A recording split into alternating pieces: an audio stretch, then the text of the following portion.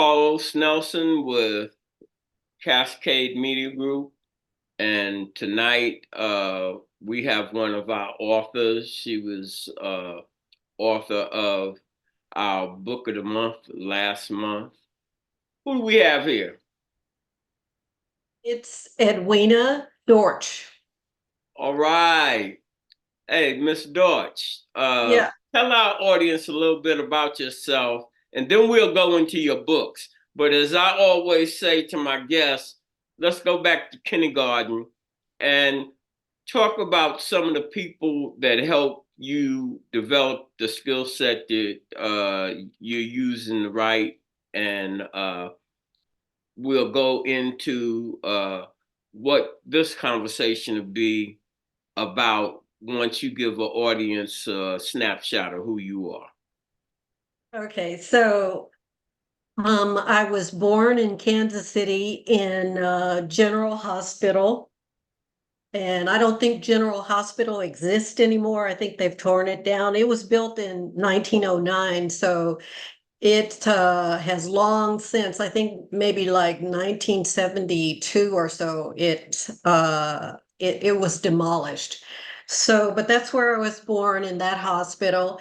And my family lived in Watkins public housing, and public housing had just been built in Kansas City when I was born. So by the time I'm like 3, 4 years old, we're in the very first public housing, Watkins Public Housing in Kansas City.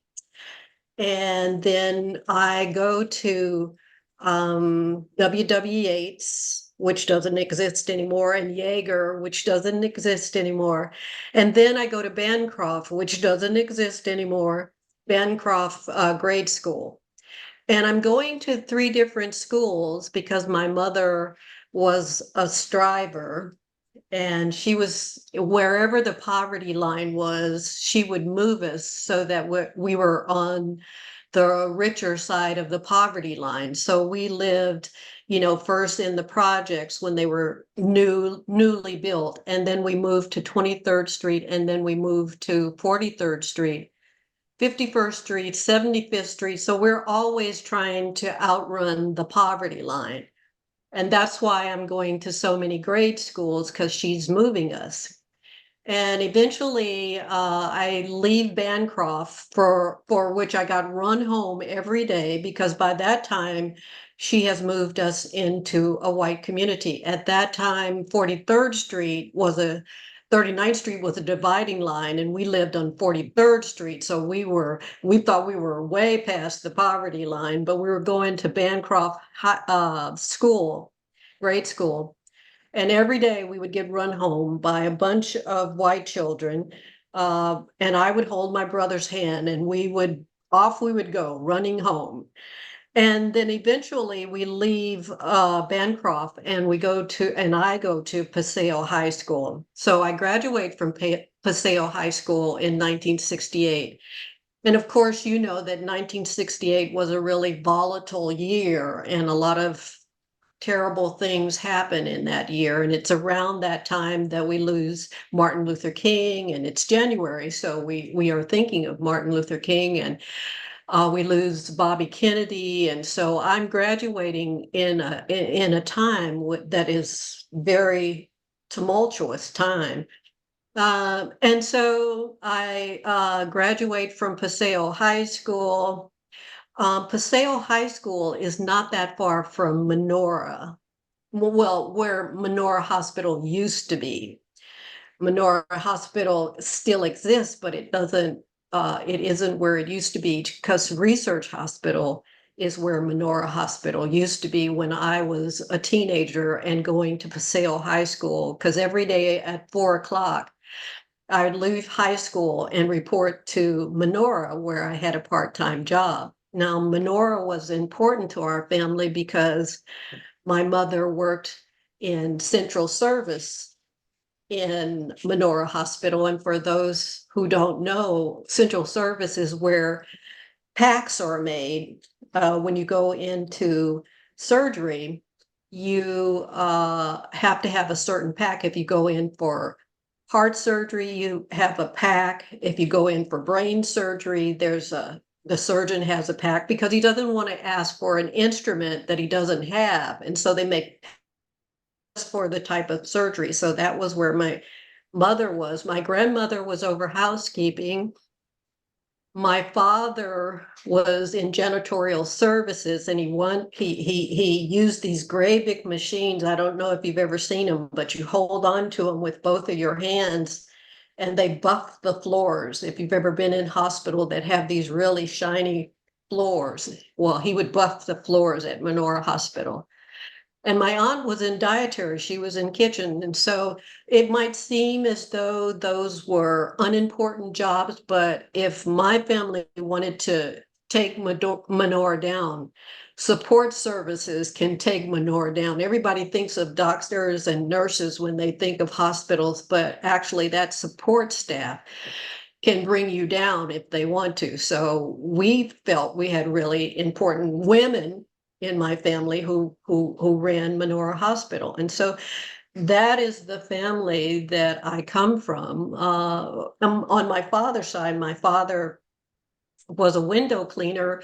And at the time, Kansas City was really expanding and there was a lot of housing development and it was into the suburbs. So as the builders would build houses, they would call my father to clean the windows of the houses. Once those windows went in, the windows would have to be cleaned before the resident moved in.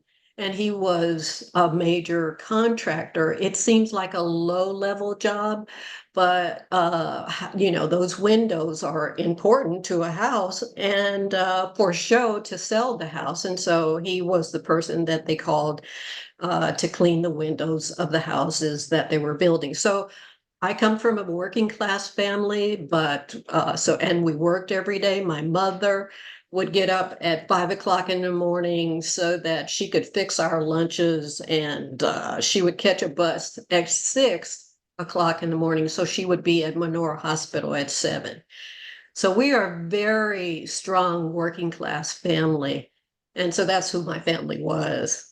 I think I said I went from Paseo High School to UMKC, got a BA and an MA from UMKC, and then I went to University of Colorado for a PhD. All right. So now let's talk about, I think you've written about 4 books, 3 or 4 books. Tell our audience a little bit about your background as an author. So, as you know, our audience may not know, but as you know, I have 2 brothers, Kevin Simmons and Tommy Simmons. And so, though I've been away from Kansas City for many years, every year I go home to Kansas City at Thanksgiving, and we all sit around the table and they tell me everything that I need to know about Kansas City. You can imagine these, after a meal, we're all sitting around and they're telling me about what's going on in Kansas City. And I think the unusual thing about our family is that Tommy went in one direction and Kevin went in another direction. And Kevin, he worked for all of your Democratic governors, your last 3 Democratic governors. And so he was pretty much second in command. He was over economic development for the state of Missouri. And so you can see that he's going in one direction, a government direction, and that kind of je ne sais quoi follows Kevin in that government direction. And Tommy goes in a completely different direction. He feels as though his mentor was my father, who, as I said, was a working man, and you all had this Kansas City winter right now. So I think we were watching the Chiefs the other day. It was -7 degrees or something awful like that. So, my father, a working man, was out in these Kansas City winters cleaning windows so that they could show well to people who wanted to buy houses. And so Tommy took the direction of my father to be a working man with his hands. Um, and so they have different paths, but they are at home when I go home. We have the same mother. So, even though they have different paths, they are both family. So um, at the last time I was home, I was home because one of Tommy's children was murdered. And that was the third child of Tommy's that was murdered. Tommy has had three children murdered uh, over the last few years. And not only three children murdered, but one of his children was sitting in her father's lap. One of my mother's grandchildren was sitting in her father's lap. And so she was shot in the head and she was left for dead, but she survives.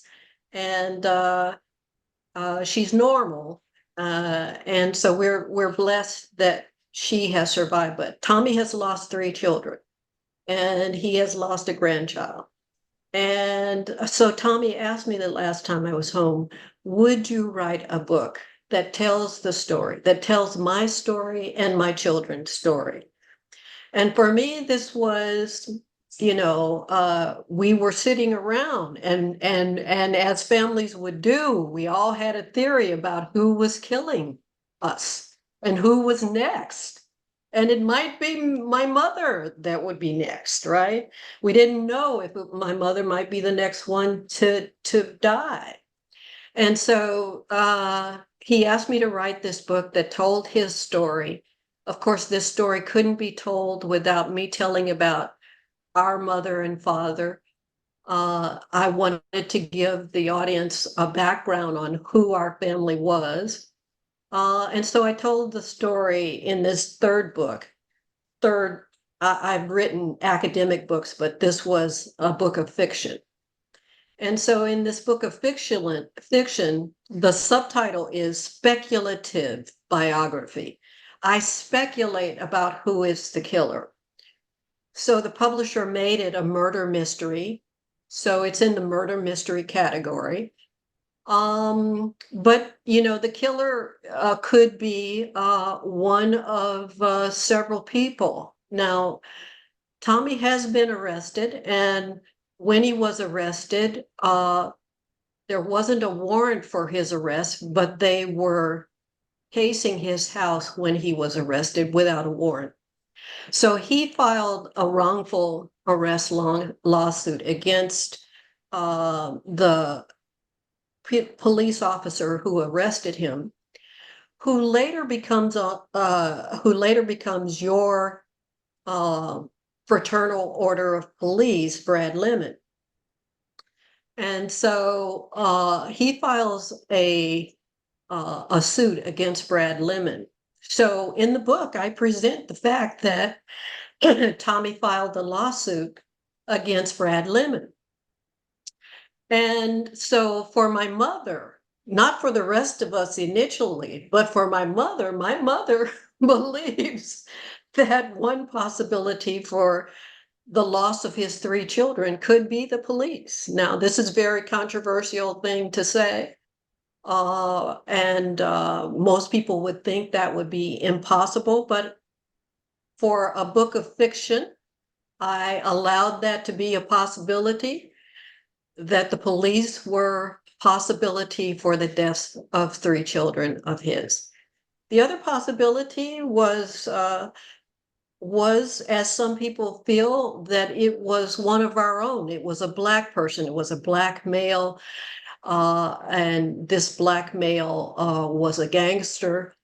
And he was just doing what male gangsters do. He had a gun and he's using this gun. And so I let that be a possibility in this murder mystery, that a Black male is doing this. And because I'm a psychologist, I knew there's something called dark triads. And what dark triad people are, they're sort of, they have either a damaged or an undeveloped amygdala. And amygdala is what controls our emotions. So I present to my audience the possibility that there is a Black male with an impaired amygdala who is the murderer. And then all of Tommy's children have been in food service, and they own a food truck. Before the last one died, he operated a food truck. And so I allow food truck competitors to be a possibility for who killed him, competition over who's going to be where, food trucks have territories. And so this murder mystery is a murder mystery in which I present you with possibilities for who could have killed Tommy's three children, children who come from a working class family and people who are honest workers. And but there is the possibility of three different types of people. So I make it a little bit more interesting in that I make Tommy's wife an empath. And I don't know if you know what an empath is, but empaths mirror what they see in front of them. So they have the capability of making their heart rate the same as the individual that they're looking at. They can make their body temperature that person's body temperature. They mirror, they mimic, they repeat back to whatever's in front of them. So they're really good at creating the sound of birds that they hear. They play music without training. And so I make Tommy's wife an empath, and she has these qualities. Empaths are very good at understanding other people, and they have a lot of love and giving towards other people. And at Tommy's child's funeral, the last child's funeral, there might have been 400 people at the funeral.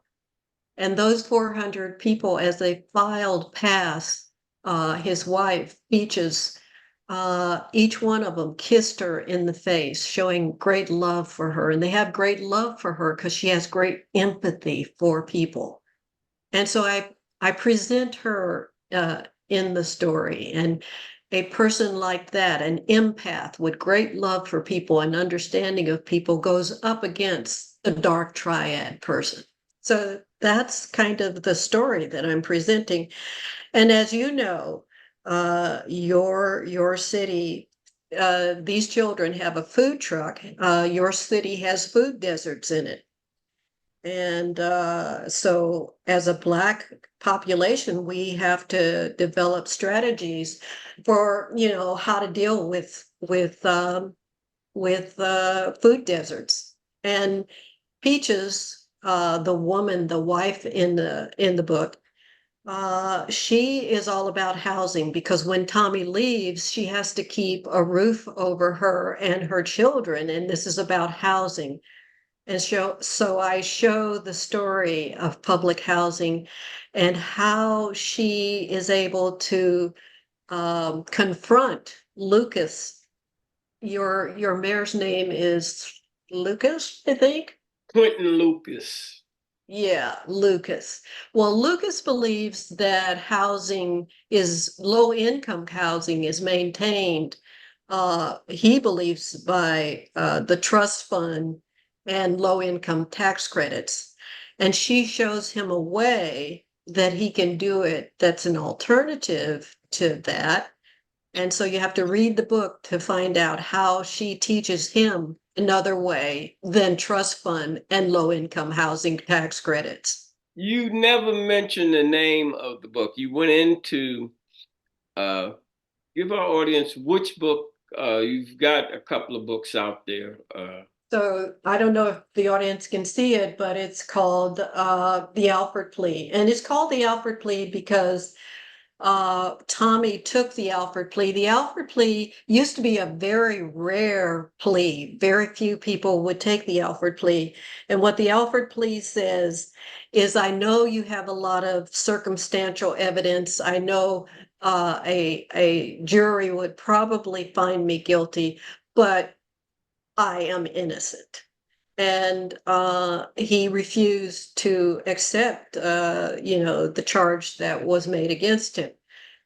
It used to be infrequent plea, but lately all of the rappers have begun to use the Alford plea. So it's beginning to lose some of its power, and it has less, people are less likely to believe the defendant when they take the Alford plea, since more and more people are starting to use the Alford plea. Kansas City has a very, very high murder rate. I think it's the highest in decades here. I understand that they call it Killer City these days instead of Kansas City. Maybe I'm not out and about like that, but I deal with issues that are affecting people of color from a digital standpoint, and uh, 99 and one half percent of all of the problems that are affecting people of color community economics. And when they are not looking at how to improve the economic situation, because that improves, uh, as you pointed out in your history of your family or working family, the more your family's economics improve, uh, the more you move to different schools, different neighborhoods. Uh, I liked how you phrase that, uh, and my brain is fried. But you were able to get out of poverty or get out of that uh, situation, and I find from an economic standpoint, you have a good credit score. Uh, Most of those people, I'm saying on a minimum, uh, they all live in the same type neighborhoods they're able to do. And the people, from my perspective, that's supposed to represent us on all levels, from education to real estate to uh, the political side and what have you. There's no real strategy that has been formulated to bring all the parties on board to implement an economic strategy and an accountability strategy for the people that are in these positions of power that are representing our community. We're not leveraging uh, our assets as a whole. But it's a plum pleasing pleasure, as Mr. Watts would say, to have you on to illuminate our audience on through your book. And as I said to our audience, uh, the Alford Plea was December's book of the month. And I think it was well worth a good read, and especially if you're here from Kansas City. But what's going on in Kansas City in the Black community is going on in every city uh, Right. as it relates to our community. Uh, on having some closing words, what would you want to say to our audience? I guess I would want to remind the audience that, when you look at housing, people want to make it our, it's all about personal responsibility, that we did something bad, we went wrong, but I think I want to remind the audience about the history of Missouri. Missouri, as really, people who are under 30 probably don't know that the word Missouri is for the Missouri Indians. My family claims its Native American heritage and its Black heritage at the same time. And the reason why we do is because we have looked into, we know our background. We know that of the Missouri Indians. And we know that the Trail of Tears, that trail crosses Missouri. And we know sort of dishonorably that the upper echelon of American Indian tribes had slaves in the same way that Jefferson had children with Sally Hemings. American Indians, Native Americans, used their slaves and had sex with their slaves, and that produced people like us who are part Black and part Native American. And so many Blacks in Missouri know of their Native American heritage, but many Blacks don't know that there was a tribe, which is now distinct, called the Missouri Indians, and that the Trail of Tears, the Cherokee, come across Missouri as the federal army takes them across, moves them off of their land, displaces them off of their land. You wonder why you don't have housing. Let me tell you, fellow Kansas Cityans, you don't have housing because your land was taken from you. Your land was taken from you if you are part American Indian. And your land was taken. I want to cue you into something that happened last year. Last year, the Pope apologizes for something called the Doctrine of Discovery. The Doctrine of Discovery said to all of the people who were explorers, if you were an explorer from Britain and you landed in Africa or you landed in the US, if you were an explorer from France and you landed in Africa or you landed in the US, that land belonged to you. So it is the Pope, it's through the Pope and the doctrine of discovery that our land is taken from us if we're, that was for Africa and for the US. The doctrine of discovery said whichever country, whichever explorer that country is from, that land belongs to them. So when you wonder about why you don't have land and why you don't have housing, go back, Kansas Cityans, go back in your history and remember that you are part American Indian and your land was when they said they were going to have a treaty about your land, you didn't completely understand it the way they put it to you, right?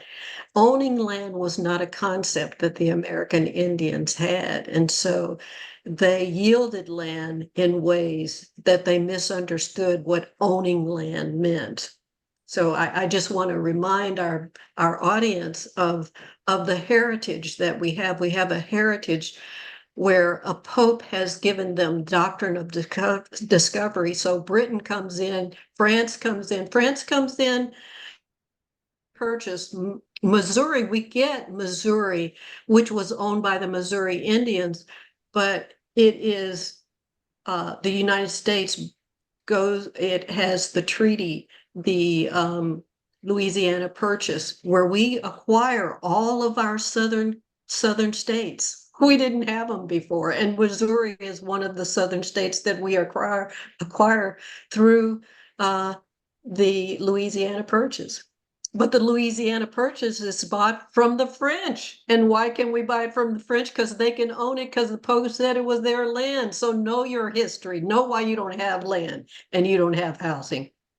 Well, that is on closing.